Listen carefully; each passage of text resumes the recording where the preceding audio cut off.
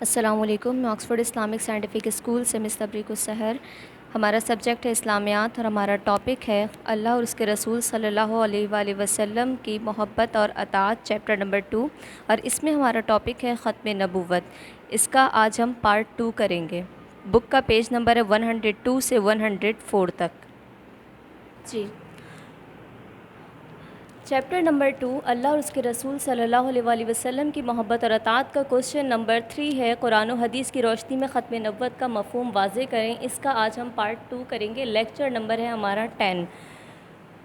ہم نے کل دیکھا کہ ختم نبوت کی اہمیت قرآن اور حدیث سے واضح طور پر ثابت ہوتی ہے، اور اس کے علاوہ ہم نے احادیث میں دیکھا کہ اللہ کے رسول صلی اللہ علیہ وآلہ وسلم نے فرمایا کہ اگر میرے بعد کوئی نبی ہوتا تو وہ عمر بن خطاب رضی اللہ تعالیٰ عنہ ہوتے، لیکن چونکہ عمر بن خطاب رضی اللہ تعالیٰ عنہ کو نبوت نہیں ملی، لہٰذا قیامت تک کے لیے کوئی بھی نیا نبی نہیں آئے گا.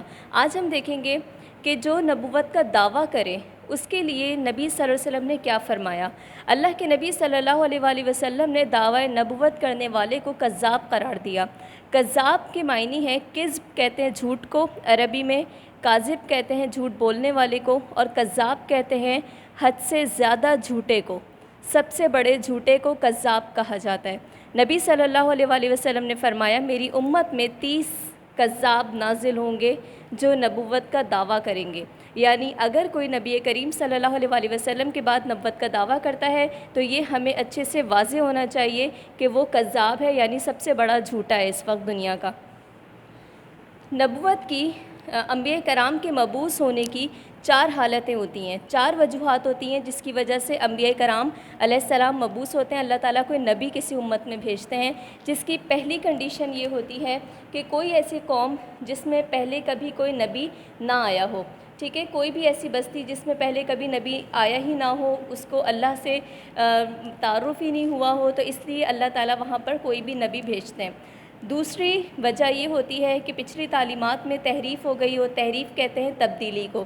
جو پچھلے نبی آئے تھے، اپنی تعلیمات دے کر گئے تھے، ان کے گزرنے کے کچھ عرصے کے بعد ان کی قوم نے ان کی تعلیمات کو تبدیل کر دیا، جیسے کہ یہود و نصارہ نے تبدیلی کی. تو ان کی تحریف کی وجہ سے، تبدیل ہونے کی وجہ سے پھر نئے نبی آتے ہیں اور اس کو دوبارہ سے اللہ سبحانہ و تعالیٰ کا پیغام ہمیں پہنچاتے ہیں. تیسری وجہ ہوتی ہے پیغام کی تکمیل کے لیے. اگر کوئی پیغمبر آئے اور کسی بستی میں، کسی قوم پر، تو وہاں پر آنے والے پیغمبر نے جو تعلیمات دیں وہ اس قوم کے لیے مخصوص تھیں، لیکن اس کے بعد لیکن وہ پیغام جو ہے وہ مکمل نہیں تھا. اس کی وجہ یہ تھی کہ وہاں پر تکمیل نہیں ہو سکی تھی. اس قوم کے لیے جتنے احکامات، جو شریعت ضروری تھی، وہ شریعت وہاں پر نافذ ہو گئی تھی. اب اس پیغام کی تکمیل یعنی مکمل کرنے کے لیے اللہ تعالیٰ دوبارہ ایک نبی کو بھیجتے ہیں اور وہ تکمیل مکمل ہوتی ہے. چوتھی صورت ہوتی ہے ایک نبی کی نصرت کے لیے دوسرے نبی کو بھیجا جاتا ہے. نصرت کہتے ہیں مدد کو. ایک نبی کی مدد کے لیے دوسرے نبی، جیسے موسیٰ علیہ السلام کو جب فرعون کے پاس بھیجا تو انہوں نے اللہ تعالیٰ سے دعا کی کہ میرے بھائی ہارون کو بھی پیغمبر بنا دیا جائے. تو پھر ان کی دعا پر حضرت موسیٰ علیہ السلام کی مدد کے لیے ہارون علیہ السلام کو پیغمبر بنا کے بھیجا. ختم نبوت کی اہمیت یہ ہے کہ قرآن مجید اور احادیث سے واضح طور پر ثبوت اور دلائل ملتے ہیں کہ اللہ کے نبی آخری نبی ہیں، اور اس کے ساتھ ہمیں یہ بھی پتہ چلتا ہے کہ نبی صلی اللہ علیہ وسلم کی تعلیمات جو ہیں وہ محفوظ ہیں. قرآن مجید محفوظ ہے، اس کی حفاظت کا ذمہ خود اللہ نے لیا ہے.